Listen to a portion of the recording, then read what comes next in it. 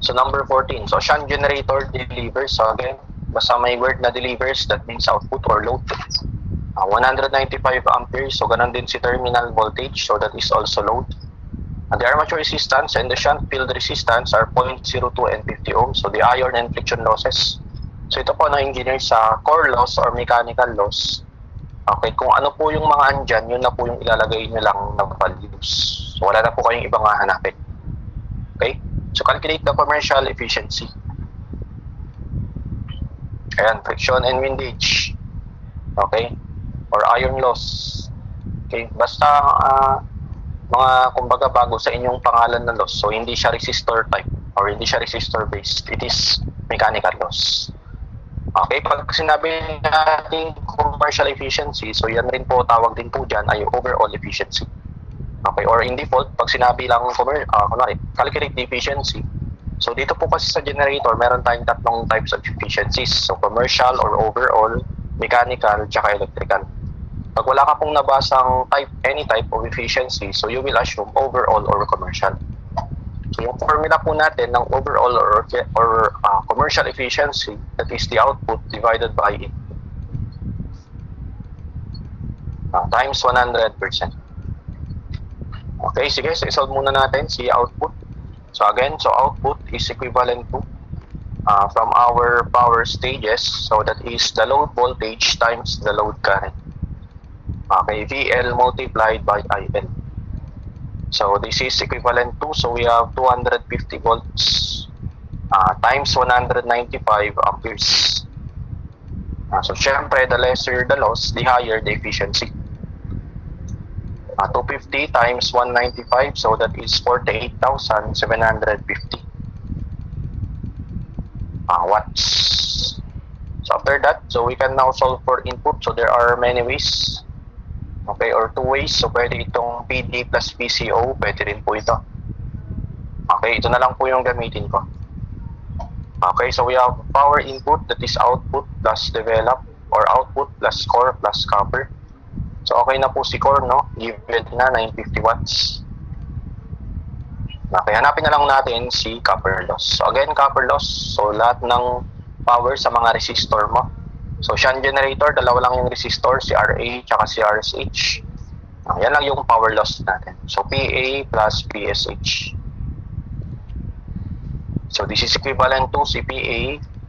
Pwede yung IA squared RA, pwedeng VAIA, pwede rin BA squared over RA. Pero madalas yan yung ginagamit natin. So ganun din si VSH, pwedeng yung voltahe niya. So anong voltahe ni shunt? That is also VL, tama? Pwedeng VL squared over RSH. Pwedeng VL times ISH. Pwede rin ISH squared times RSH. Depende sa problem. Okay, so dito, so isolve natin si IA. Okay, again, IA, this is equivalent to IL plus ISH.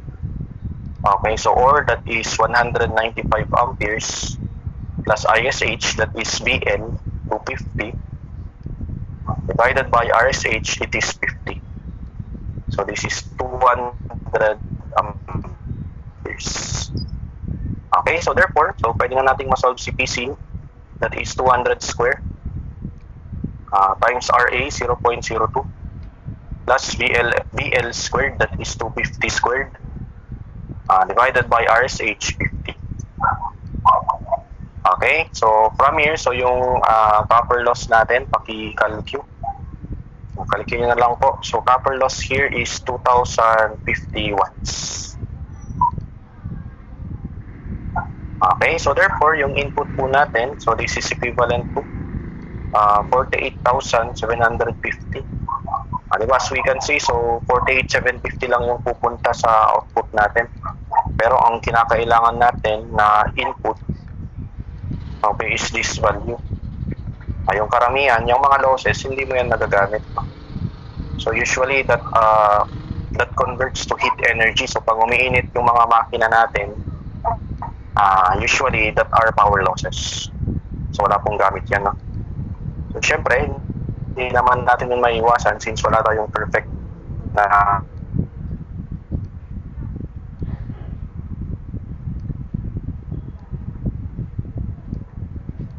48,750 divided by, so 51,750. Okay, times 100%. So, ganyan yung gagawin nyo. So, sa lahat ng machine, transformers, alternator motors, okay, so ganyan kumuha ng power output. So, 51,750 times 100. The answer there would be 94.2%. Ayan, the choices, that is letter A. Sige po, paki-take note. Gagamitin pa rin po natin yung power stages natin. So, ano lang yan, no? Yung power stages, yung KVL, tsaka yung KCL analysis natin. Okay, so lalong-lalo na pag gun generator. And next one, number 15. Okay, in problem number 14, so find the mechanical efficiency. So, ibig sabihin ng mechanical efficiency, sa mechanical side tayo. Yung input ng mechanical, tsaka yung output ng mechanical. Ibig sabihin, dito tayo sa power input, tsaka power develop. Okay, so therefore, so para ma-solve po yung mechanical efficiency natin, so this is equivalent to the power developed divided by the power input. Okay, so si power developed, so maraming ways para makuha yan. So pwede in terms of input, pwede in terms of output, pwede rin in terms of EGIE. So pili na lang po kayo kung ano yung gusto nyong gamitin doon. Okay, gamitin ko na lang since this is just a follow-up problem. Gamitin na lang natin si power develop as, diba, power develop, sabi natin dito, that is also equivalent to, okay, that is also output plus copper. So, ito na lang yung gamitin ko. Okay, so therefore, this is also output plus copper loss over the input. Pwede nyo rin gamitin. So, power develop is power input minus core loss. Okay, pwede rin EGIA. Okay, so ito na lang po tayo. So, this is equivalent to yung output natin kanina, 48,750. Okay, so yung follow-up to, so yung copper natin ay 2,050.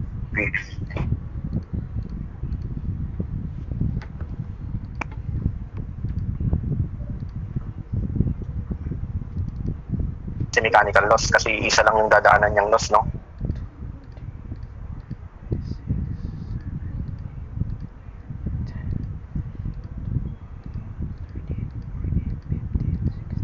Meron pa tayong isang efficiency later on, it is the electrical loss naman. Okay, 51,750. Okay, isa lang kasi yung loss na dadaanan ng mechanical, tapos input na siya kagad. Or loss lang. 2,050, so divided by 51,750.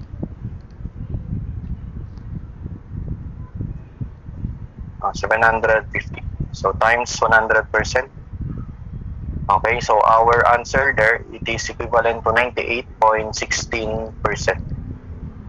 And so from the choices, it is approximately 98.2%. Okay, so letter D. Okay, so yung number 16 is still follow-up problem. Okay, in problem 14, find the electrical efficiency. Okay, so ito rin another definition for overall or commercial loss. So magagamit niyo po ito sa power plant. Ayan, i-multiply niyo lang lahat ng loss. Okay, dito sa ating tawag dito, generator, mechanical times electrical.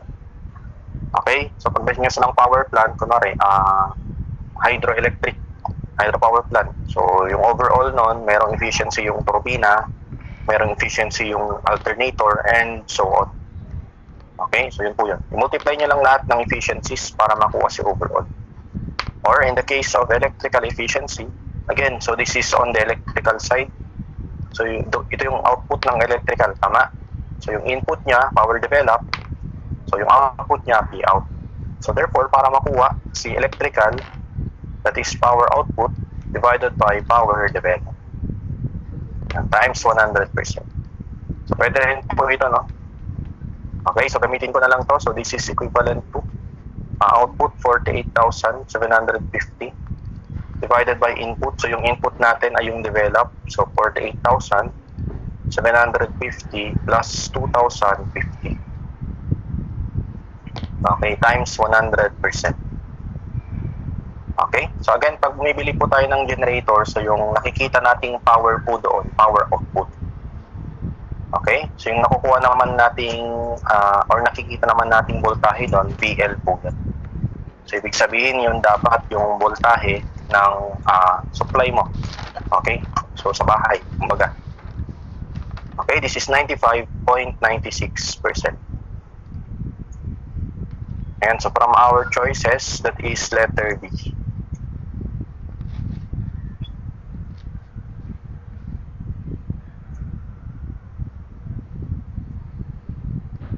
Okay, so yan po.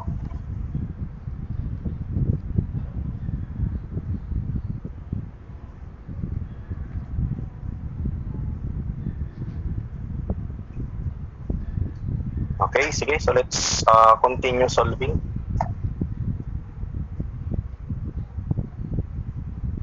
Ayan, so number 17 onwards.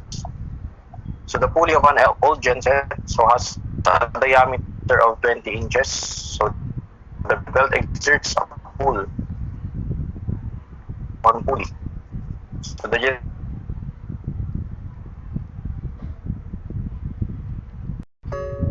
okay, and then after that, so di ba sabi natin, so si output, bawasan mo ng konti, bawasan mo ng values si input. So yun na yung output mo. Okay, kaya sinabing approximate. So ibig sabihin, so yung makukuha nating value dito, okay, so bawasan lang po natin, so yung pinakamalapit, yun na po yung sagot. Okay, so since yung choices natin ay naka-kilowatt, so we will use the SI formula. So therefore, over 60. So ito yung galing sa strength of materials. So yung torque natin dito ay naka-Newton meter. Okay, so di ba yung torque natin, so that is force times distance. Okay, or in the case of a circle cross-sectional area, so it is force times radius. Okay, sorry, not 60. Naka-English pala tayo, no? Sige, mag-English na lang tayo. English system. So meaning, ito dapat ay 33K. So dyan po kasi ako nagbabase doon sa torque natin. Okay, so meron naman tayong conversion, no, from HP to kilowatts. Okay, so hindi ko kasi memorize yung isa. Yung pag ang given ay Newton meter, tapos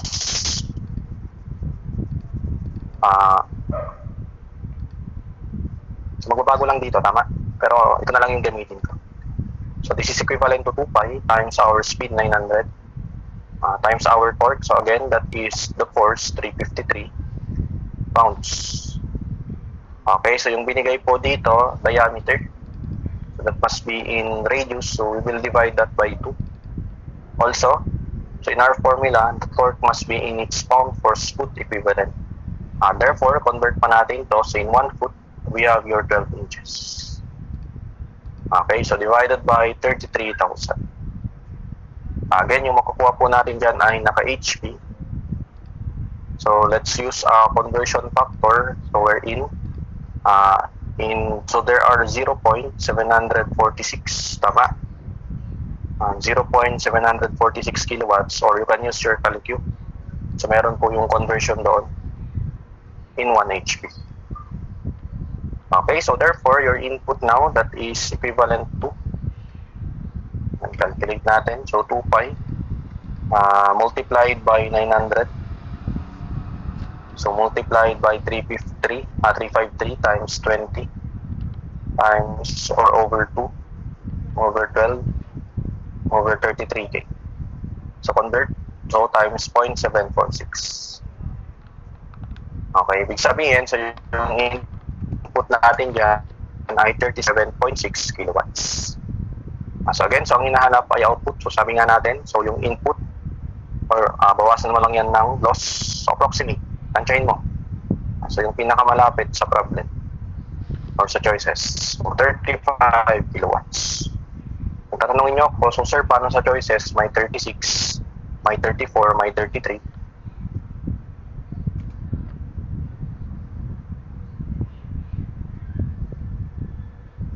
And so, hulaan mo na lang yun talaga. Okay? So, buti na lang, 35 lang yung possible. Okay, so letter D. Yan, so tatandaan po, no, approximate, so that is based on the output. Okay, or pag sinabing what is the power of the generator, so that is also output. Output side. Okay, so that is your 70. Ngayon, so idiretso na po natin to, no? So, wag na po tayo mag-break time since wala naman ng 1 hour to. Kasi ilang problems na lang naman na po. 3, so I think just 7 items na lang. Okay, and then short solution na lang kasi itong mga ibang problems natin. Yan, so diretso na po natin, no? So para magang matapos yung lecture natin. Okay, so madali lang naman po si DC generator, no? So compared to other subjects, single phase, 3 phase, so malayo pong madali si DC gen. Okay, so next one. 18. So the voltage of 100 kilowatts. Okay, so yung mga nakikita po natin sa ito, induction ng generator. So ito po ay output. Ito po rin ay VL. Okay, pag wala din ganun din po yung nakikita natin sa generator or sa mga output ng mga makina, tatandaan naka full load po yan. So ibig sabihin full capacity. Okay, full load. Ayan, so kunwari, meron kang biniling generator na 3 kilowatt. So ibig sabihin, yung maximum lang dapat na ilalagay mong or ikakabit mong mga loads ay 3 kilowatt lang. Okay, yan po yung full load. Ibig sabihin, full capacity. Okay, so rises to 260 volts when the load is removed. What is the full load current does the machine deliver? And what is the percent regulation? So nahin na po natin yung percent regulation. Okay, it is also known as VR or the voltage regulation. Di ba sabi natin, so yung ating voltahe, nagda-drop po yan, no? Okay, o sige, let's say for example, sa speed na lang. Di ba, kunwari, ikaw na nagbabike, so wala kang sakay. Kunwari, may bike ka, sidecar, tapos wala kang sakay. So let's say yung speed mo, 1, 2. Okay? Tapos, pag may sakay kang dalawa, sa anong tendency? Di ba babagal yung speed mo? Let's say 1,000 RPM. Okay? So, kung kumpara natin sa voltahe, ganun din po yun. So, ibig sabihin, pag may isasaksak kang load, okay? Or kung wala kang isasaksak na load, ito po yung voltahe mo, mas mataas. Okay? So, compared to, meron kang isasaksak na load, mas mababa. Okay? So, syempre, yung formula natin dyan, so again, from the word regulation, so yung pag-regulate ng voltage natin, so that is voltage at the no load condition minus the voltage at the full load condition over the voltage at the full load condition times 100% kung naka-percent yung hinahanap.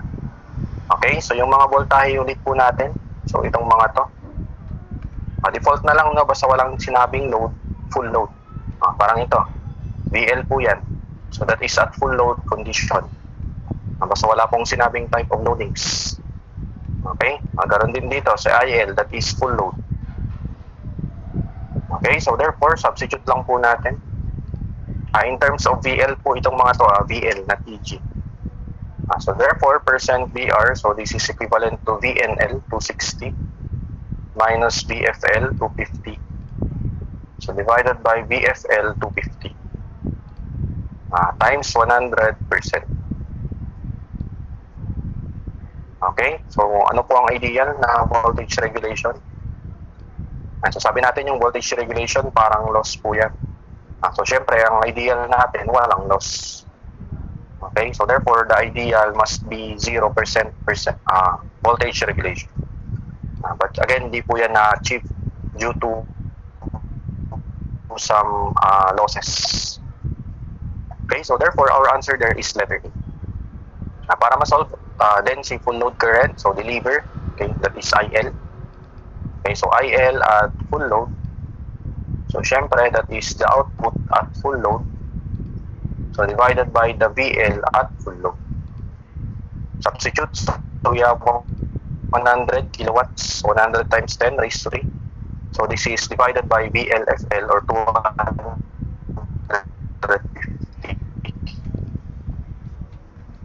Okay, so yeah, answer there, so 100 times 10 raised to 3. There is letter A.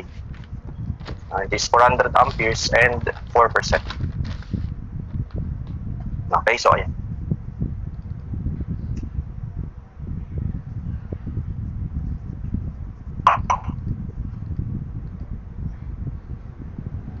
Okay, so basta walang sinabing type ng load, assume full load or full capacity.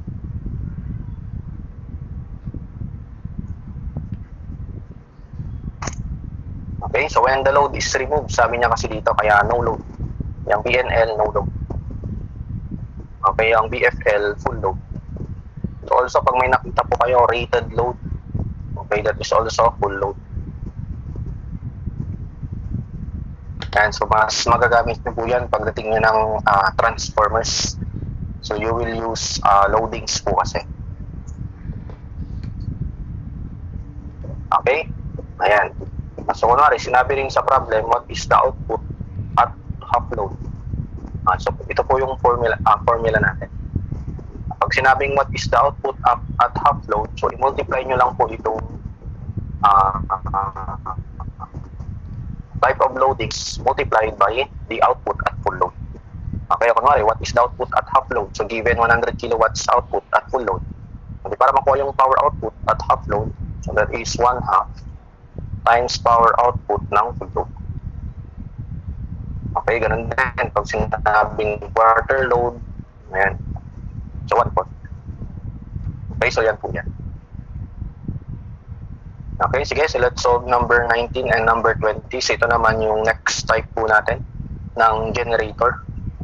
So this is known as the compound generator. Si compound generator, so may dadagdag lang po tayo na isang resistor. Okay, so sa ating shunt generators. So kumbaga, this is a shunt or this is a combination of shunt generator and series field generator. Okay, so we have two types. So first is the long shunt generator.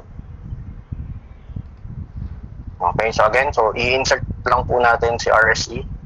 Ulitin ko po ulit, engineers, pag may binigay na RBC, i-series nyo lang po yan sa generator natin. Ito lang po yung long shunt. Okay, nadagdagan lang ng isang resistor yung shunt natin. The same analysis. Okay, so this is still EG. This is RA. Ayan, so nagdagdag lang po tayo, no? RSE, RSH, BN. Okay, so nagdagdag lang tayo ng RSE in series with RA.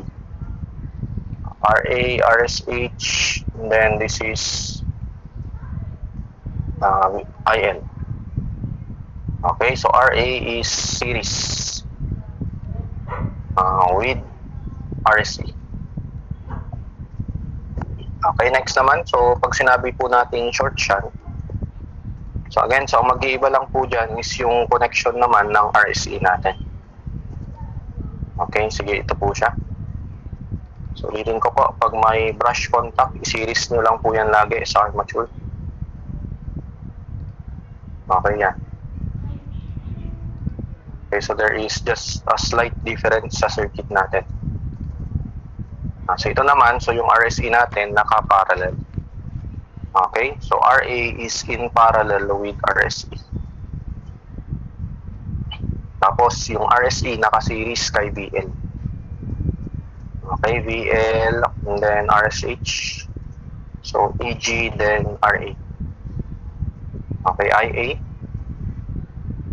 And then ISH. Okay, naka-series lang po, no? Si VL tsaka si RSE. So, ibig sabihin, so yung ISE, pares lang din sa IN. Okay, naka-series lang po siya. RSE. Okay, so ito naman po yung tinatawag na short shunt. generator. Okay, so RA is in parallel with RSE. Okay, and then RSE is in series, okay, with RL. Okay, so yan po yung gagamitin natin on the next two numbers. Sige, pakita ito.